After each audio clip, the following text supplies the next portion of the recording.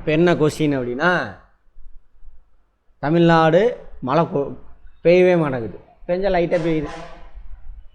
கேரளாவில் மழை கொட்டிக்கிட்டு இருக்குது. என்ன சார் கொஸ்டின், என்ன சார் காரணம்? சரியா, அமைவிடம் தான் காரணம். இதான் இந்தியாவோட ஃபிசிக்கல் மேப். இந்தியாவோட ஃபிசிக்கல் மேப், இயற்கை வரைபடம். இது தெரிஞ்சுக்கலாம். இதை நிறைய பேர் கதையெல்லாம் விடுவாங்க. இந்த மாதிரி தமிழ்நாட்டில் வந்துட்டு எல்லோரும் மரத்தெல்லாம் வெட்டிட்டீங்க, அதனால தான் பெய்ய மாட்டேங்குது, கேரளாவெலாம் மரத்தெல்லாம் வெட்டலை. இன்றைக்கி கூட ஒருத்தர்கிட்ட பேசினேன், அவங்களும் நம்மளை மாதிரி சுரண்ட ஆரம்பிட்டாங்க சார் அப்படிங்கிறார். திருநெல்வேலிக்கார் தான். அரைச்சிட்டு போச்சுல்ல, அவங்களும் நம்மளை மாதிரி சுரண்ட செல்வத்தெல்லாம் வளத்தெல்லாம் சுரண்ட ஆரம்பிச்சிட்டாங்க சார் அப்படின்னு இழுத்து பேசுகிறாரு. அவர்கிட்ட இதை நான் எக்ஸ்பிளைன் பண்ண முடியாது, நம்ம ஃப்ரெண்டு தான். ஆமாம்.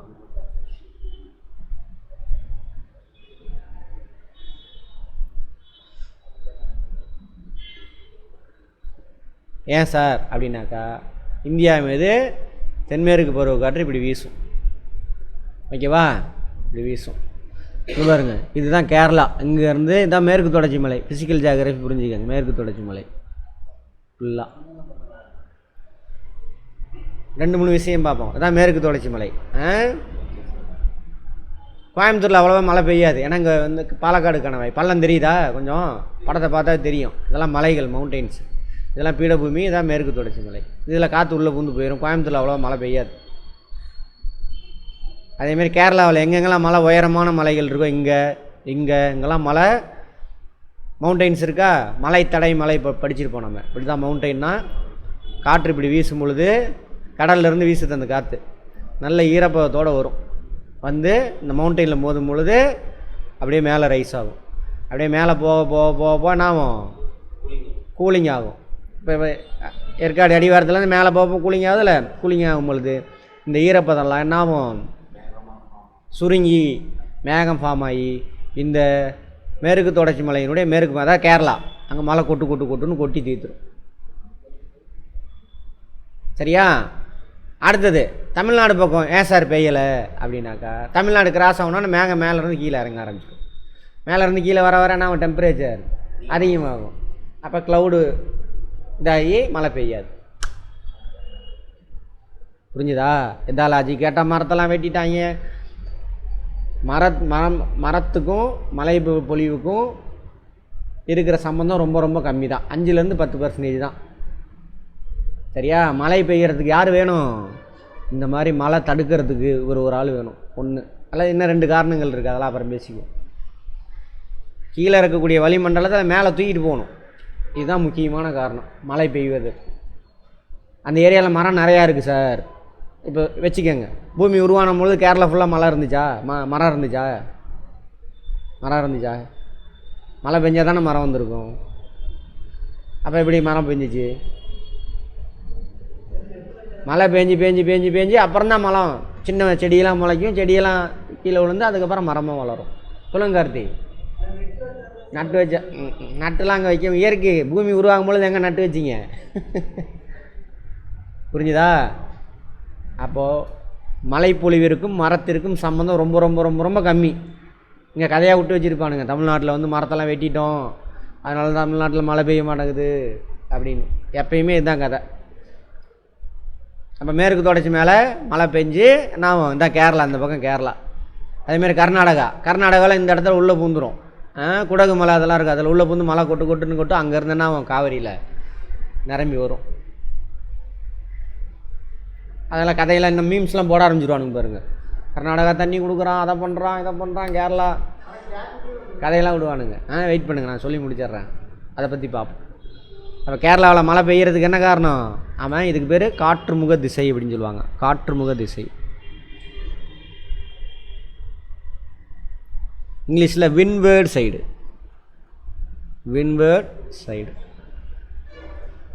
இதுக்கு இந்த பக்கம் மழை அவ்வளோவா இருக்காது. தமிழ்நாடு மட்டும் இல்லை, இங்கேருந்து அங்கே வரைக்கும் மத்திய பிரதேஷ் வரைக்குமே அதே கதை தான், இங்கே வரைக்குமே அதே கதை தான். அவ்வளோ மழைப்பொழிவு இருக்காது. இந்த பகுதியெல்லாம் இந்த காற்று வீசக்கூடிய திசைக்கு, அதாவது மவுண்டெயினில் அப்படியே ஆப்போசிட்டில் இருக்குது. இதுக்கு பேர் லீவேர்டு சைடு, காற்றுமுக எதிர் திசை.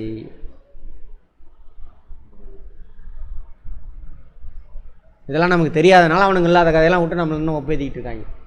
இங்கிலீஷில் லீவேர்டு சைடு.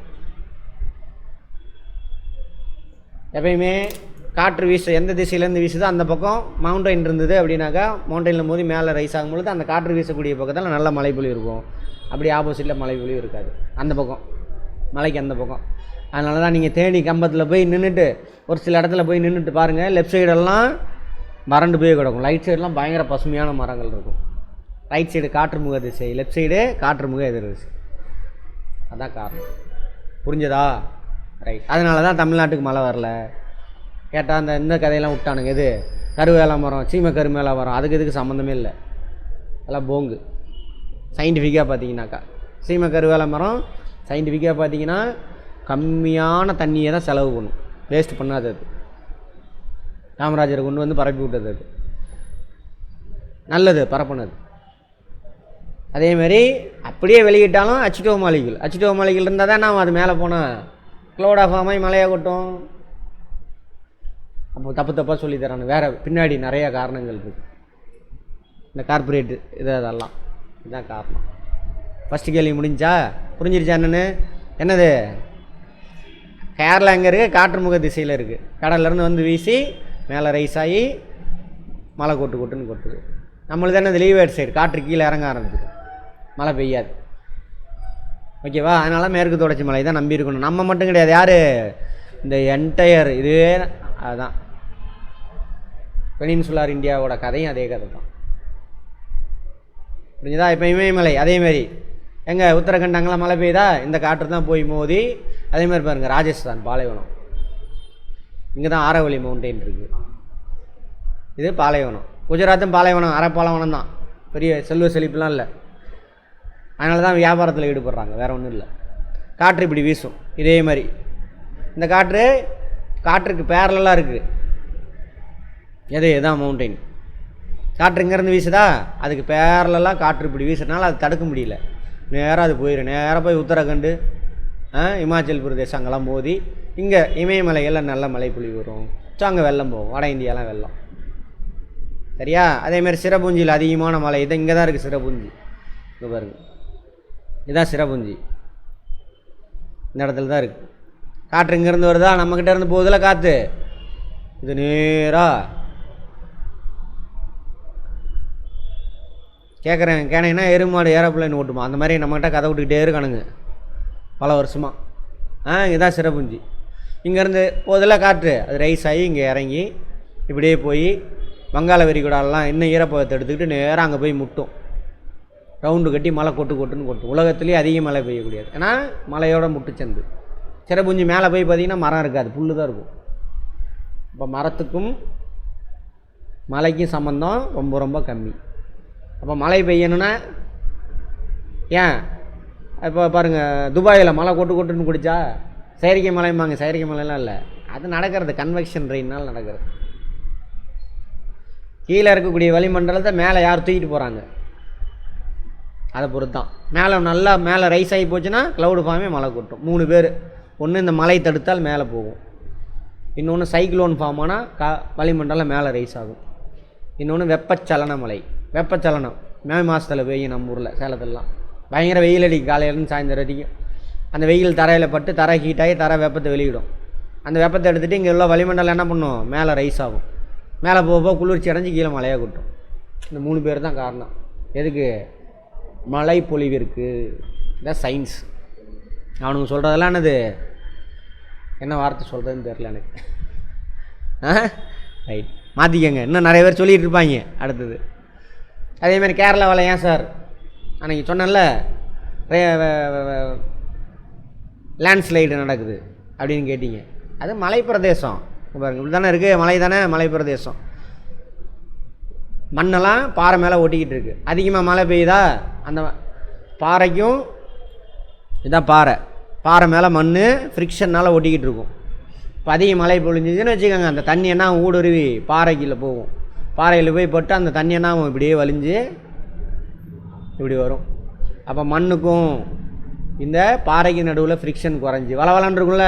இப்போ தண்ணி ஊற்றி வச்சு நடந்து போனால் என்ன ஆவீங்க, வலிக்கு விழுந்துருவீங்களா? அப்படியே வலிக்கு விழுந்துடும். அவ்வளோதான் லேண்ட்ஸ்லைடு. Very simple. அப்போ என்ன பண்ணணும்? உட்கார வாங்க, உள்ளே உட்கார சொல்லுமா ஹேமந்த், உட்கார சொல்லி அந்த ஃபேனை போட்டு விட்ருவாங்க. அந்த மாதிரி இடத்துல வீடு கட்டக்கூடாது, அவ்வளோதான், சிம்பிள். ஓகேவா? அதையும் மாரி அழிச்சிட்டு போனால் அது இயற்கை, நம்ம ஒன்றும் பண்ண முடியாது. ரைட். அடுத்தது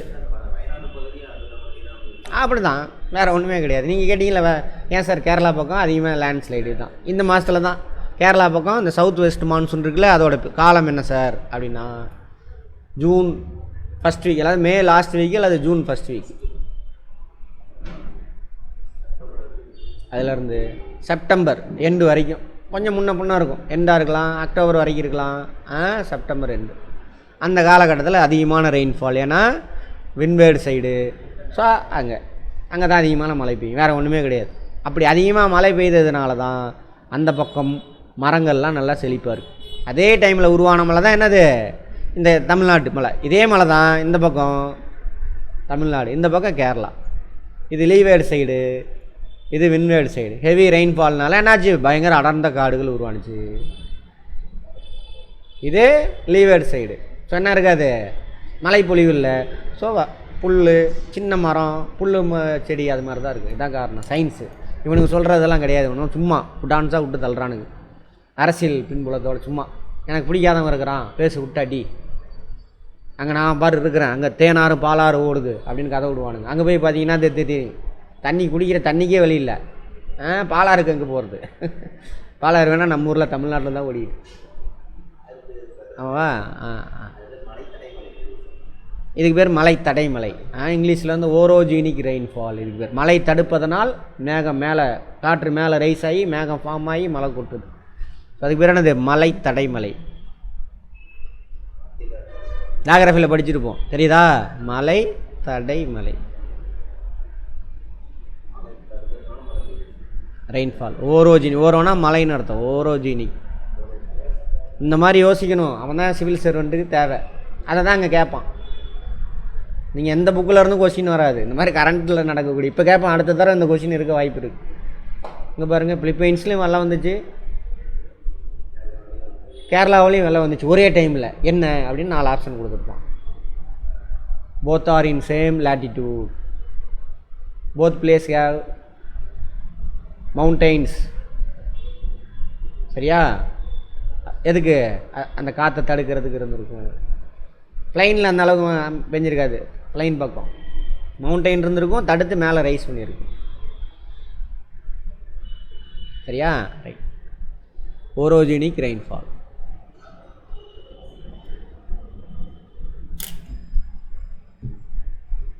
இதுக்கு பேர் தான் ஓரோஜினிக். இப்போ இதனால தான் என்ன ஆகுது, கேரளாவில் நல்ல மழை, நமக்கு மழைப்பொழிவு கம்மி, வேறு ஒன்றும் கிடையாது. மரத்துக்கும் மழைப்பொழிவுக்கும் சம்பந்தம் இது வரைக்கும் நீங்கள் இது கேள்விப்பட்டே இருக்க மாட்டீங்க. ரொம்ப ரொம்ப ரொம்ப ரொம்ப கம்மி. ஓகேவா? 5% கூட இருக்காது மரத்துக்கும் மழைப்பொழிவு ஒரு இடத்துல.